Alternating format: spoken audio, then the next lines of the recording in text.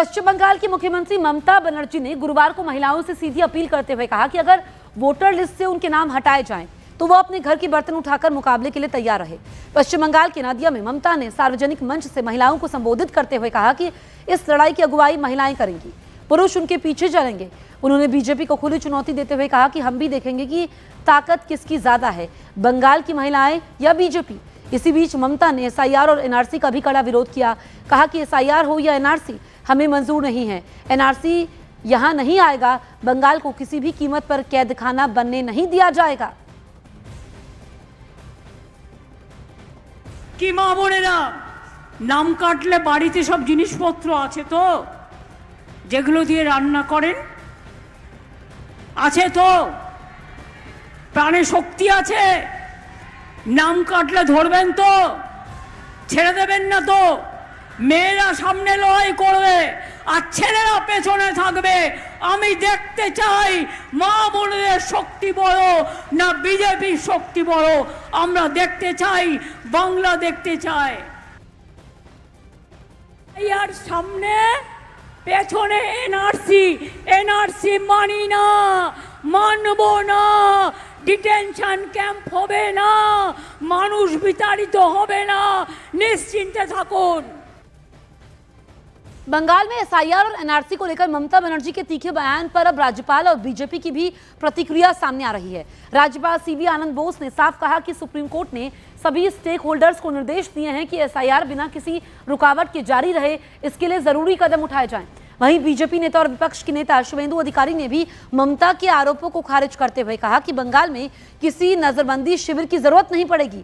अधिकारी ने दावा किया कि राज्य में हर भारतीय, चाहे हिंदू हो या मुसलमान, रह सकेगा, लेकिन एक भी बांग्लादेशी मुस्लिम घुसपैठिया यहां नहीं रहने दिया जाएगा।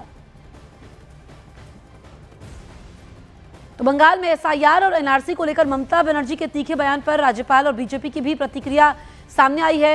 राज्यपाल ने साफ कहा कि सुप्रीम कोर्ट ने सभी स्टेक होल्डर्स को निर्देश दिए हैं कि एसआईआर बिना किसी रुकावट के जारी रहे, इसके लिए जरूरी कदम उठाए जाए। बीजेपी नेता और विपक्ष के नेता शुभेंदु अधिकारी ने भी ममता के आरोपों को खारिज किया और कहा कि बंगाल में एक भी घुसपैठिया नहीं रहेगा।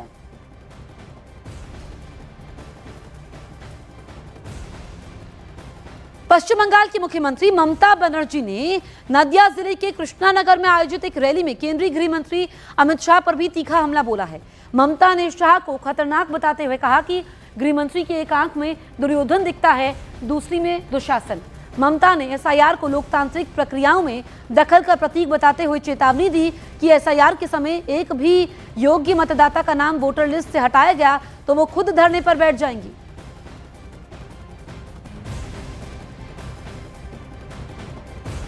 এখানে একজন স্বরাষ্ট্রমন্ত্রী আছেন, তিনি করতে পারেন না এমন কোনো কাজ নেই।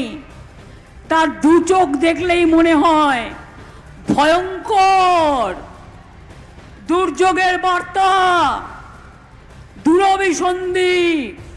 এক চোখে তার দুর্যোধন আর এক চোখে তার দুঃশাসন।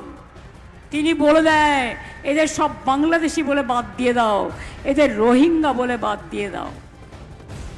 वहीं बीजेपी सांसद शांतनु ठाकुर ने कहा कि ममता ने जो कहा वो घोर निंदनीय है, क्योंकि देश के गृह मंत्री उन लोगों के लिए ही खतरनाक हैं जो देश के हित के खिलाफ काम करते हैं।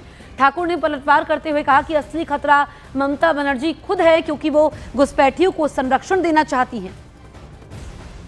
खतरनाक तो उन लोगों के लिए होना ही चाहिए जो लोग सरकार के विरोध में काम करते हैं, उन लोगों के लिए खतरनाक रहना ही सही है।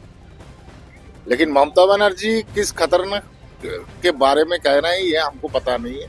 और ऐसे एक सांसद को, एक मंत्री को ऐसे टिप्पणी करना उनका आदत है, उन करते भी है। उन्होंने ये भी कहा कि एक आंख में दुर्योधन दिखता है और एक में दुशासन। ऐसा उनका खुद का बात है, ऐसा कोई बात नहीं है। माननीय गृह मंत्री जी बहुत ही सही तरीके से देश को उनके मंत्रालय से चला रहे हैं। मैं सामने से देखा हूँ।